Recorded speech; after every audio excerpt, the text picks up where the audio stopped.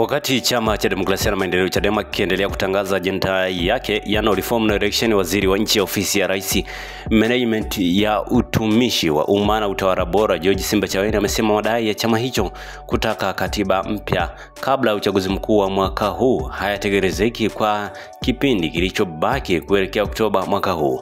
Simbachawene ametoa kauli hiyo Alhamisi Aprili 17, 2025 wakati akizungumza na waandishi wa habari kuelekea mafanikio ya wizara hiyo kwa kipindi cha miaka minne ya serikali ya awamu ya 6 jijini Dodoma. Amesema utawala bora ni utawala unaozingatia sheria na Rais Samia Suluhu Hassan ameleta falsafa ili Watanzania waishi na foara ambayo ni maridhiano, maelewano, kuvumiliana na kuendelea mbele zaidi.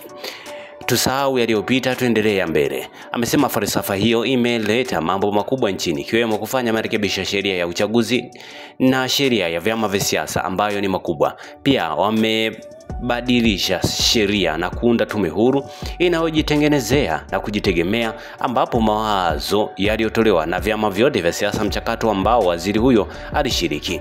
Amesema kutokana na mawazo yaliyotolewa na kamati ya vyama vyote vya siasa ndio yaliyosababisha kutengenezwa sheria ambazo zilipitishwa bungeni na wakakubaliana na tukanyamaza kimya. Akasema tunaenda kwenye uchaguzi na kama kungekuwa na mapungufu yangekuja baada ya uchaguzi huo.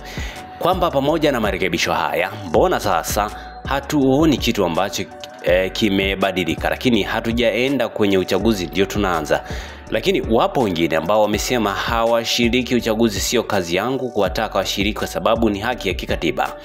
Lakini msingi wa jambo la maana hapa ni je, mawazo yao hayo yanatekelezeka kwa kipindi hiki, na kama yanatekelezeka yana gharama kiasi gani kwa kuangalia muda wa kushirikiana na wananchi ili kuwapatia haki ya kushirikisha, kwa sababu jambo na ruhusa katiba haliwezi kuwa ajenda ya kikundi cha watu, haliwezi kuwa ajenda ya CCM peke yake au ajenda ya chama fulani peke yake, ni lazima liwe ajenda ya Watanzania wote.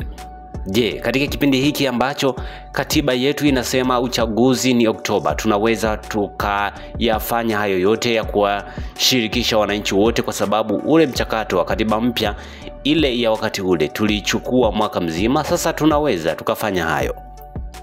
Ni dhahiri mtu anapodai kitu ambacho hakiwezekani, unajiuliza dhamira yake ni nini?